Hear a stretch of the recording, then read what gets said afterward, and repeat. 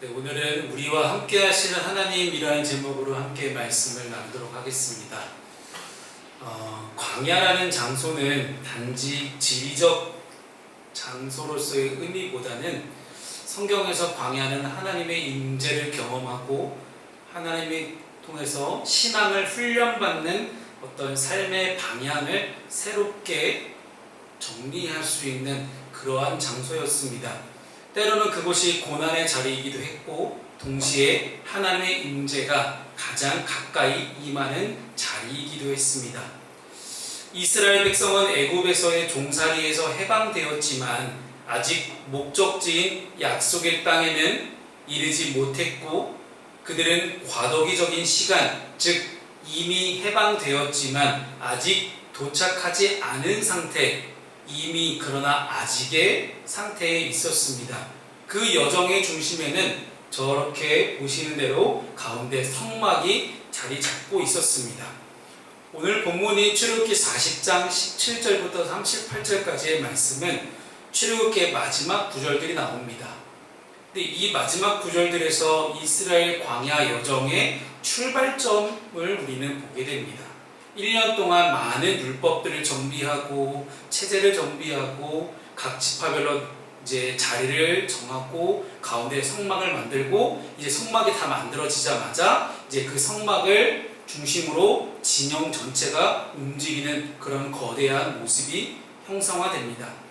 그래서 오늘의 이 본문은 단지 성막이 다 완성되었다라는 그런 성전 건축의 어떤 완료했다는 보고가 아니라 하나님의 백성들과 함께 하신다는 약속의 성취를 담고 있습니다.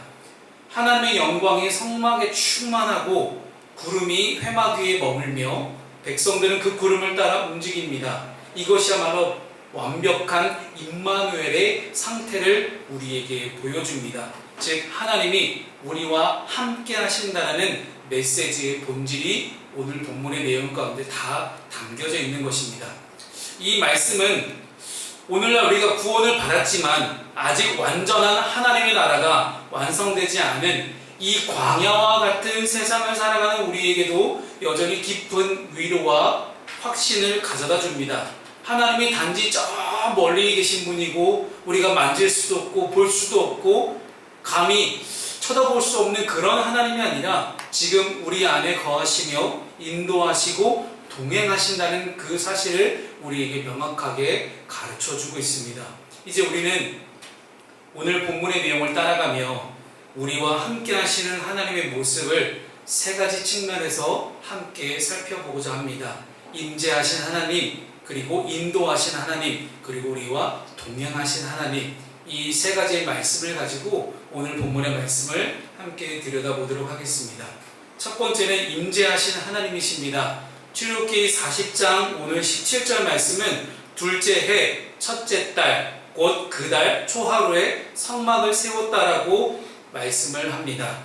이 구절은 단순히 어떤 시간의 흐름을 전달하는 기능을 넘어서서 출애굽 사건 이후에 새롭게 시작하는 하나님의 언약 공동체가 무엇을 중심으로 진행하게 되는지를 명백하게 보여줍니다. 즉 성막이 완성되기 전까지는 그 어떤 진행도 되지 않았다는 것을 우리는 보게 되죠. 하나님이 굳이 시간을 말씀하신 이유가 여기에 있습니다. 하나님은 항상 뭔가 새로운 것이 시작될 때 명확하게 시간을 규정하시고 그 시간을 주관하신 하나님을 명백하게 우리에게 보여주십니다. 즉 출애굽 사건, 그래서 성막이 완성되고 함께 이제 여정을 시작하는 이 첫 시작을 바로 하나님의 구속 사역의 시작이었고 그 성막은 그 구속의 결과인 하나님과 동행하는 삶의 공간 그 자체였다는 사실입니다. 자, 하나님이 거하실 이 공간을 마련하기 위해서 18절부터 33절까지 꽤 긴 구절 동안 모세가 하나님의 명령대로 성막을 세우고 각 기구를 위치시키는 장면을 상세하게 묘사합니다. 여기서 나오는 중요한 반복구가 하나가 있어요. 여호와께서 모세에게 명령하신 대로 하니라 라는 이 문구입니다. 이 문장이 무려 7번 반복됩니다. 19절, 21절, 23절, 25절, 27절, 29절, 32절 계속해서 반복해서 나온다는 것은요, 성경의 저자가 강조하기 위함이었다는 것이죠. 뭘 강조했을까요? 모세에게 명령하신 대로, 즉 하나님의 말씀대로 이 모든 것이 이루어졌고 모세는 순종했다는 것이죠. 창조 당시의 창세기 말씀에도 동일한 어구가 반복되는 장면이 나오거든요. 뭐였을까요? 보시기에 좋았더라. 하나님이 반복해서 계속해서 말씀하시는 까닭에는 분명한 이유가 있습니다. 즉 이 성막의 완성은 단지 성막을 완성했다는 완결의 표현을 넘어서서 새로운 창조의 시작, 새로운 시간의 시작, 곧 하나님 나라 백성으로서 새로운 삶의 질서가 세워졌다라는 그러한 분명한 선포이기도 합니다. 성막에는 각종 다양한 기물들이 나오게 되죠. 언약궤, 상, 등잔대, 분향단, 번제단, 물두멍, 이런 많은 기물들은 모두 하나님 명령에 따라 정해진 자리에 위치하였고 그 모든 과정 등은 다 거룩하신 하나님께서 이곳에 임재하시는 것들을 준비하는 절차였습니다.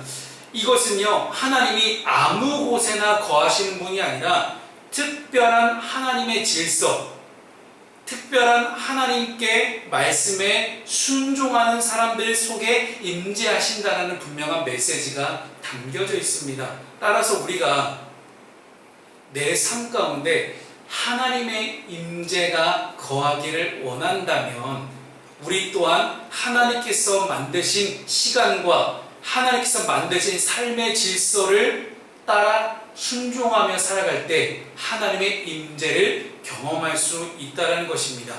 하나님 반드시 그러한 임재를 기뻐하시는 주님이십니다. 이 성막이라는 단어를 함께 보겠습니다. 제가 이제 빨간색으로 히브리어를 적어놨는데요, 미슈칸이라는 단어를 쓰거든요.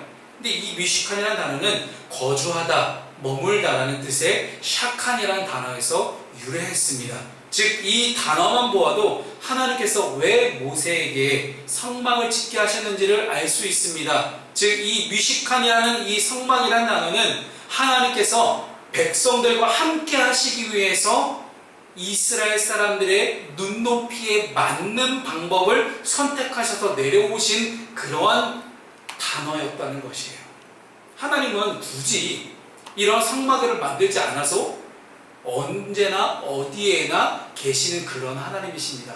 하늘의 구름으로도 불기둥으로도 각종 다양한 방법으로 하나님은 인간과 함께 하시는 방법이 너무나 많았을 텐데 애매모호한 방법을 사용하지 않으시고 분명하고 구체적으로 하나님은 성막이라는 것들을 어떻게 만드는지 그 규빗과 모든 그 길이와 모든 크기들을 다 하나님이 직접 재단하셔서 모세에게 말씀하시고, 야, 이곳에 내가 함께 하겠다, 이 성막을 통해서 내가 너희와 함께 하겠다는 분명한 확신과 신뢰를 내가 너희들에게 심어줄게 하는 그 분명한 사인이 이 미슈칸 안에 담겨져 있는 거예요. 그래서 이 미슈칸이라는 단어는 하나님께서 백성 가운데 거하시기를 기뻐하신다는 깊은 신학적 선언이 담겨져 있는 것이고, 이것은 이후에 신약 성경에서 예수 그리스도의 성육신으로 연결됩니다. 요한복음 1장 14절 말씀, 너무나 중요한 말씀인데요, 함께 우리 읽어보겠습니다. 시작. 말씀이 육신이 되어 우리 가운데 거하심에 우리가 그의 영광을 보니 아버지의 독생자의 영광이요 은혜와 진리가 충만하더라. 아멘.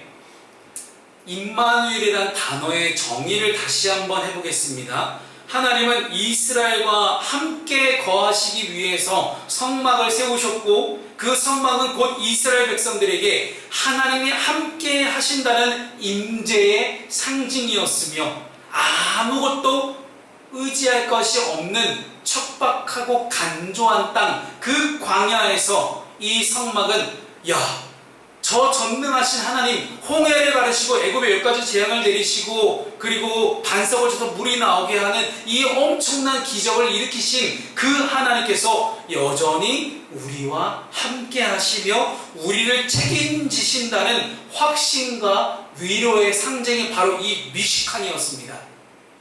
오늘날 우리에게도 하나님은 동일한 위로와 평안의 상징으로 찾아오시는데 그것이 바로 예수 그리스도이십니다.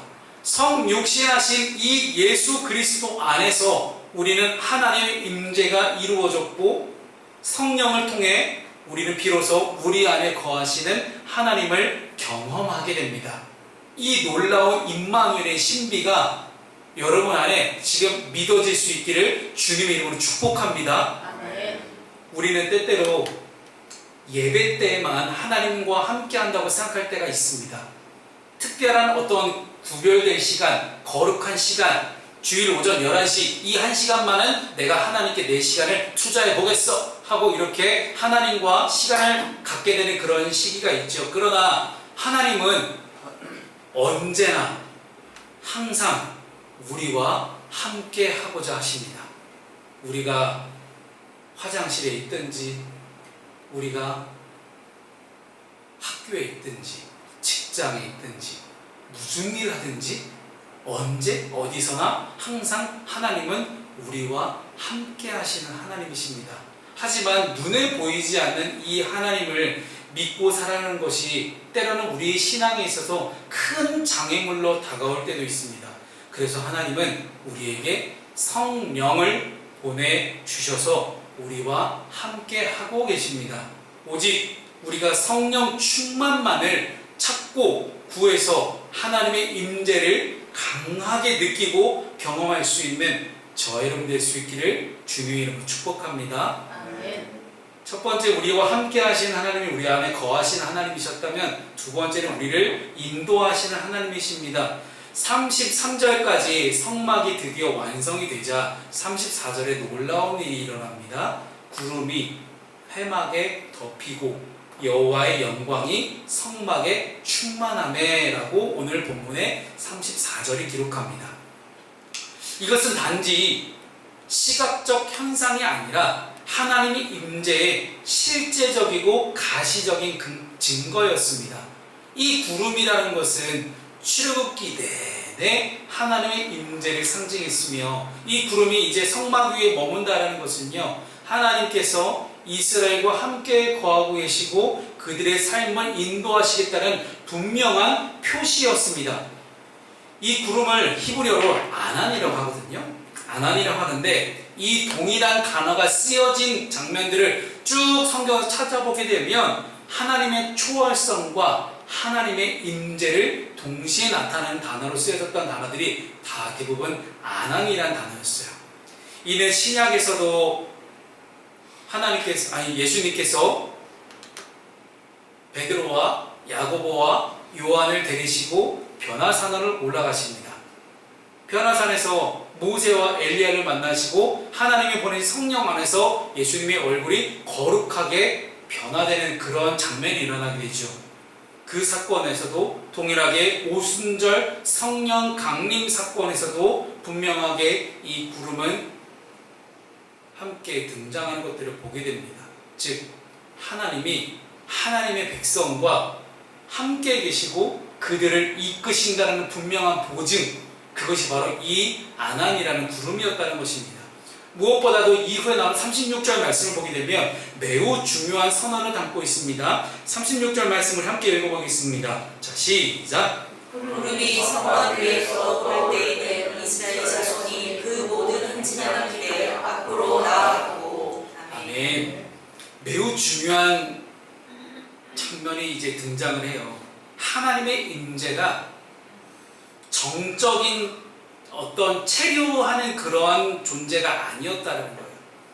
자, 우리가 하나님의 성령을 생각해 본다면 성령 충만 받는다 라고 했을 때 일반적으로는 뭐 교회든지 아니면 기도원이든지 분명하게 우리가 거룩하게 구별된 장소에서 그곳에서 하나님의 성령을 깊이 만나고 체험한다고 생각합니다. 근데 그때뿐이라는 거죠. 무슨 얘기냐면 하나님의 인도하심, 성령 충만함은 정적으로 머물러 있는 성령님이 아니라 움직이시고 운행하시는 하나님이시라는 거예요. 창세기에서도 천지와 만물을 창조하실 때 하나님의 신이 수면에 운행하신다라고 하거든요. 즉 움직이신다라는 거예요. 즉 하나님은 우리와 늘 함께 하시며 우리와 함께 늘 움직이시고 이동하시면서 우리와 함께 하시는 분명 하나님의 특징을 우리는 보게 됩니다. 역동적으로 함께 하시며 인도하시는 그러한 성령 충만의 분명한 본질적인 그런 장면들을 우리는 오늘 보게 되는 것입니다.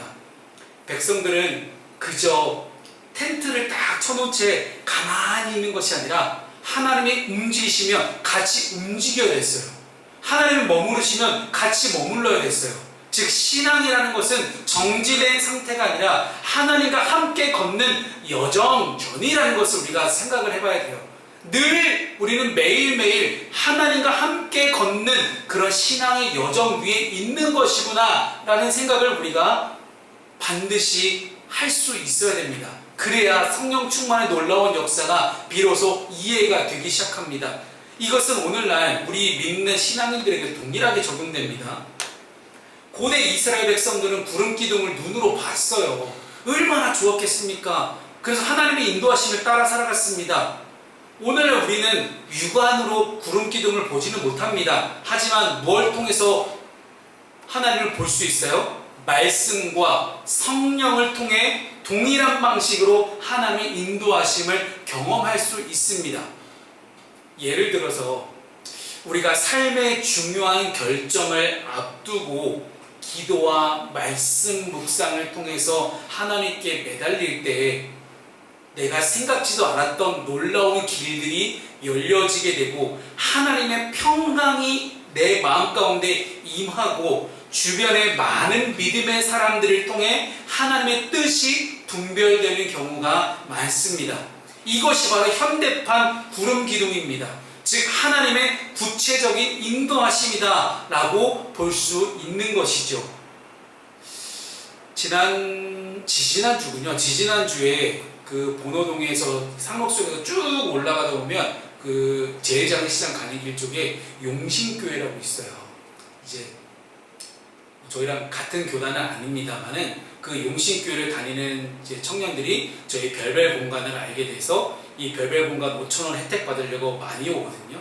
어제도 왔어요. 근데 지지난주에 어떤 이제 그 교회 청년이 와서 이제 쭉 저쪽에 모여 앉았어요. 그 교회 청년들끼리 쭉 모여 앉아서 이제 어떤 한 청년이 자기의 기도 제목을 갑자기 꺼내기 시작하는 거예요. 지금 이제 교육청 소속으로서 또 학교에 나가서 이제 강의를 하고 있는데 자기가 지금 준비하고 있는 임용 시험이 있다. 그런데 계약직이 끝나고 또 다른 학교로 또 계약직을 또 나갈지 아니면 열심히 외부 강의를 안 나가고 앉아서 열심히 이제 임용 시험을 준비할지 그 고민의 기로에 서 있는 거예요. 근데 그 새로운 계약직 학교를 또 안내해 주신 분이 또 친한 교감 선생님이셨고 교감 선생님이 이 친구를 잘 봐주셔가지고 그렇게 길을 연결해 주셨는데 어떻게 하면 좋을지 이제 강의를 계속 계약직으로 나가면서 임용시험을 준비할지 아니면 그냥 다른 거 다 멈추고 정말 열심히 최선을 다해서 임용시험만 준비할지 근데 그렇게 고민할 수밖에 없는 게 작년에 임용시험 한번 떨어진 거예요. 그래서 그 고민을 가지고 이제 와서 카페에서 각자 이제 그 다른 그 용식교회 청년들도 각자 자기 일을 하러 온 거거든요. 다 프리랜서로 이제 일을 하고 있어서 각자 자기 일을 하고 있다가 갑자기 그 친구가 이제 자기가 고민이 있다, 기도 제목이 있다, 어떻게 했으면 좋겠냐 라는 걸 저는 우연히 옆에서 들은 거예요. 그래서 저 같이 가고 뭔데요? 제가 목사거든요. 제가 목사인데 같이 기도해 드릴게요. 그래서 제가 목사라는 걸 알게 되자 저한테 이제 확 이제 마음을 열고 저를 신뢰해주고 저도 기도 제목 이렇게 얘기해 주더라고요. 그 다음부터 계속 그 친구가 생각이 나요. 왜냐면 기도 제목을 요청했으니 계속 같이 저도 기도하고 있습니다. 아직 이제 결단을 못 내린 것 같은데 이제 오면 한번 물어보려고요. 결단했는지. 그래서 어떻게든 자기 혼자 끙끙거리고 있는 게 아니라 주변 이웃들에게 자기의 삶과 기도 제목을 나누고 함께 기도 부탁을 하고 모두의 기도의 어떤 집단지성이라고 할까요? 그 기도의 집단지성을 계속해서 모아가고 있는 그런 모습들을 보면서 그 속에서 분명한 신앙 공동체의 모습들을 우리는 찾아볼 수 있게 됩니다.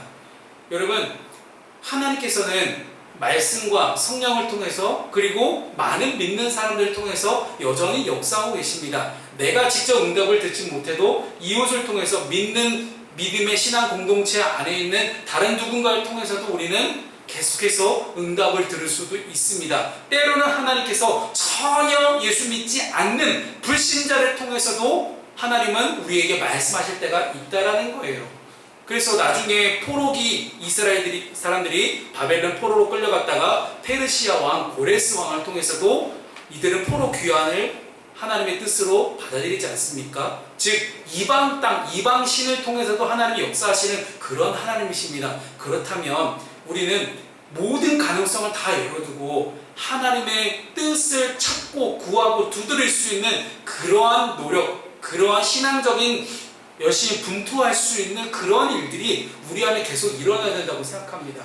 또한 이 후의 말씀을 보게 되면 구름 기둥이 쫙 성막에서 쫙 떠오르면 이스라엘 사람들 이제 하나님이 움직이라는 사인을 주시는 거구나. 다 텐트를 걷습니다. 유목민이니까 텐트를 다 걷고 이제 출발합니다. 그리고 성막에 구름 기둥이 쫙 내려오면 이제 하나님 멈추라는 사인이구나 하고 멈춥니다. 여기에 정말 우리에게 중요한 신앙의 기준이 있습니다. 우리가 신앙생활을 할 때 일상을 살아가면서 때로는 멈춰야 되고 때로는 순종하면서 움직일 수 있어야 됩니다. 문제는 여기에 있습니다. 우리의 시간과 하나님의 시간이 다르다라는 거예요. 내가 생각하는 타이밍과 하나님이 생각하시는 타이밍이 다르다라는 거예요. 하나님 저 이거 멈추면 안 될 것 같은데요? 저 계속 가야 됩니다. 근데 하나님 멈추라는 사인을 줄 때가 있어요. 근데 이거를 놓치기 싫은 거죠. 이거 하나님 놓치면 안 되는데요. 저 이거 반대에 붙잡고 가는데 저 이거 없으면 안 되거든요. 할 때가 분명히 있어요. 하지만 멈추라는 사인이 왔으면 우리가 당장 이걸 놓쳐서 내가 손해볼 것 같고 내가 큰일 날 것 같아도 멈춰야 되는 게 맞는 거예요. 그때 우리가 조급함으로 먼저 앞서 나가기보다는 하나님의 타이밍을 기다릴 줄 아는 그런 신앙의 훈련, 지금 이스라엘 백성들은 그 훈련 받고 있는 겁니다. 단순히 구름 기둥 하나 올랐다 내려왔다 이게 아니라 하나님 우리에게 사인을 주시네? 그러면 가자. 하나님 멈추러 가시네? 멈추자. 40년 동안의 이 신앙 훈련을 통해서 하나님은 가나안 땅에서 하나님 말씀에 순종할 수 있는 하나님의 백성들로 만들어가 계신 것입니다. 똑같습니다. 지금 저와 여러분 가운데도 기도와 말씀 묵상 가운데 아까처럼 다른 사람들 기도 부탁하고 중보기도 요청하고 이렇게 해서 다양한 응답을 듣고 싶을 때가 있어요. 그런 때도 여전히 길이 열리지 않고 기도 응답이 늦어지는 때, 어떤 계획했던 사역이 지연되는 때, 답답하고 침묵하시는 것 같은 그런 때, 하나님이 왜 나에게 아무런 말씀을 하지 않으시지? 하는 그런 때에도 지금은 구름이 내려와서 머무는 중이구나 라는 그런 인식을 가지고 조용히 기다리며 기도할 수 있는 그러한 신앙의 훈련, 삶의 훈련이 우리에게도 필요합니다. 하나님은 여전히 우리 삶 가운데 인도하시고 머무시고 움직이십니다. 우리가 답답할 때가 있어요. 왜 하나님 타이밍이 왜 내 타이밍과 안 맞지? 너무 답답할 때 있습니다. 그러나 여러분 꼭 기억하십시오. 하나님은 변함없이 늘 쉬지 않고 일하시는 하나님이라는 사실을요. 내가 급할 뿐이에요. 내가 못 참을 뿐이에요. 언제나 공평과 은혜로 함께 하시는 하나님을 믿고 영적으로 분별하고 순종하며 나아갈 때 반드시 여러분들은 승리하는 삶을 살게 될 것입니다. 그것이 말씀 안에 다 기록되어 있습니다. 그 말씀을 믿고 여러분 한 주간 또 승리하는 여러분 되기를 소망합니다. 마지막 세 번째는요, 동행하시는 하나님이십니다. 자, 본문의 마지막 구절 37, 38절이죠. 함께 읽습니다. 시작. 구름이 떠오르지 않을 때에는 떠오르는 날까지 이르기까지 나아가지 아니하였으며 낮에는 여호와의 구름이 성막 위에 있고 밤에는 불이 그 구름 가운데 있음을 이스라엘 온 족속이 그 모든 행진하는 길에서 그들의 눈으로 보았더라. 아멘. 자, 하나님의 임재를 보겠습니다. 낮에는 구름 기둥으로 밤에는 불 기둥인데 이 불 기둥은 불 확 하면 이제 탈 것 같죠. 근데 하나님은 이미 불타는 떨기나무에서도 떨기나무 불타지 않는 걸 보여주셨어요. 그러니 구름 기둥 저 성막 다 타버리면 어떡해, 이런 거 없어요. 자, 어쨌든 하나님은 낮과 밤을 가리지 않으시고 늘 함께 하시고 늘 우리의 삶 가운데 임재하시고 인도하시고 동행하신 하나님이셨습니다. 낮에는 우리가 볼 수 있는 구름으로, 밤에는 구름이 안 보일 수 있는 우리에게 시각적으로 가시적 효과로 불로 함께 하셨습니다. 성경에서 이 불이라는 건 종종 소돔과 고모라 생각하시면 심판을 상징하기도 하지만 이 문맥에서는요, 하나님의 보호와 따뜻함의 상징이에요. 여러분, 광야라는 곳이 그렇대요. 제가 안 가봤지만 그렇답니다. 밤에는 정말 차갑게 기온이 떨어진대요. 정말 춥다고 하더라고요. 그런데 모닥불 하나 펴놓으면 얼마나 따뜻해요. 그러니 하나님은 그렇게 따뜻함으로 우리에게 다가오셨던 그런 하나님이셨습니다. 오늘도 우리는 마치 내 삶 가운데 낮이 아니라 밤 같은 인생을 살아가시는 분들이 있어요. 도저히 끝날 것 같지 않은 이 길고 긴 터널 같은 인생. 언제 주님 빛이 보입니까? 제 삶 가운데 진짜 빛이 아니라 빛밖에 없네요. 이거 은행빛 어떻게 갚죠? 지금 웃고 있는 2명만 빛이 있어요, 지금. 판수는 빛 있니? 판수 없어요. 없어? 오, 대단한데? 야, 30대에 빛 없는 사람은 흔치 않은데요, 요즘. 질병도 있고, 어떤 상실감, 외로움, 실패, 그런 어둠 속에서 이렇게 질문하게 돼요. 왜 주님은 내 삶 속에 역사하지 않으실까? 왜 주님은 내 삶 속에 침묵하고 계실까? 라고 우리를 묻게 됩니다. 질문하게 되죠. 그러나 그 어두운 밤 한가운데서 내 눈에 분명하게 보이는 불기둥이 있다라는 거예요. 여전히 불기둥은 타오르고 있어요. 물론 불에서 내가 좀 멀리 떨어져 있을 수도 있어요.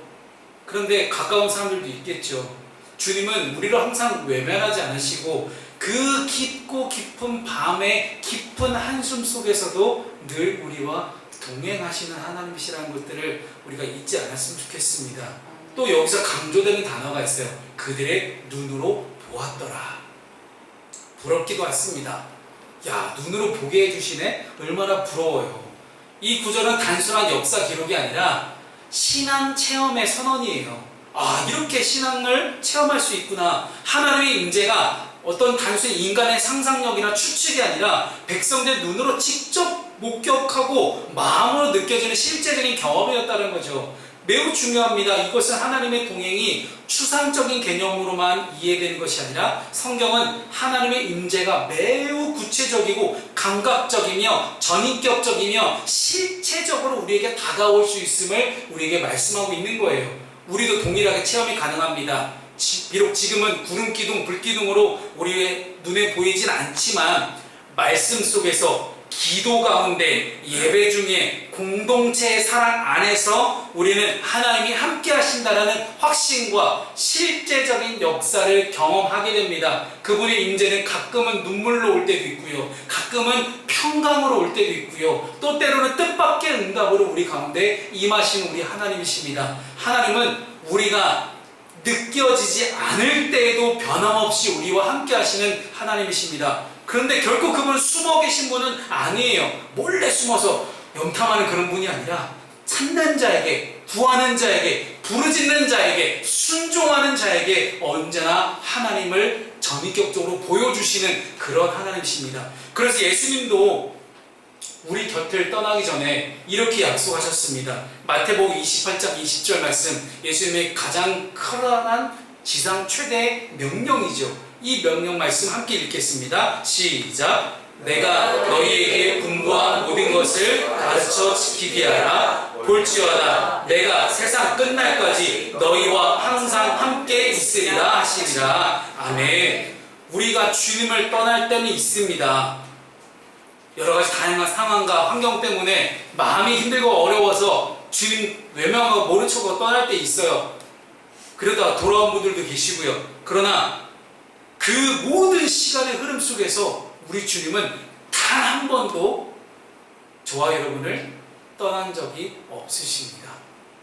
그래서 유명한 사파 그림이 하나 있죠. 힘들어 쓰러져 있어서 울고 하고 있는 한 사람이 왜 주님 그렇게 힘들 때 저와 함께 하지 않으셨습니까? 보세요. 뒤에 남겨지는 발자국 보세요. 제 발자국밖에 없잖아요. 그랬더니 주님이 찾아오셔서 이렇게 말씀하시죠. 저 발자국은 네 발자국이 아니라 내 발자국이다.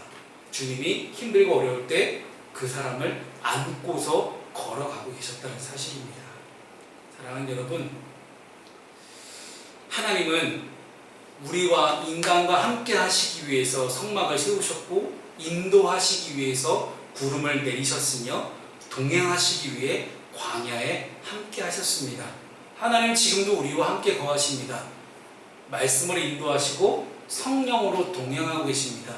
우리의 삶이 비록 광야와 같을지라도 이 성막의 영광은 예수 그리스도와 성령을 통해 오늘 우리 안에 충만히 임하고 있습니다.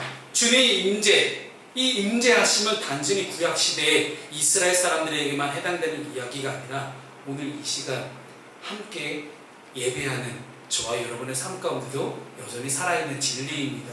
따라서 우리는 이 임재를 갈망해야 합니다. 임재 없는 삶은 껍데기입니다. 그러나 하나님의 임재와 동행이 함께 할 때 어떤 광야의 자리, 어떤 힘든 자리라 할지라도 은혜의 자리로 완전히 뒤바뀌어지게 되는 것들을 우리는 경험하게 됩니다. 구름이 멈추면 우리도 멈추고 구름이 움직이면 우리도 따라갑시다.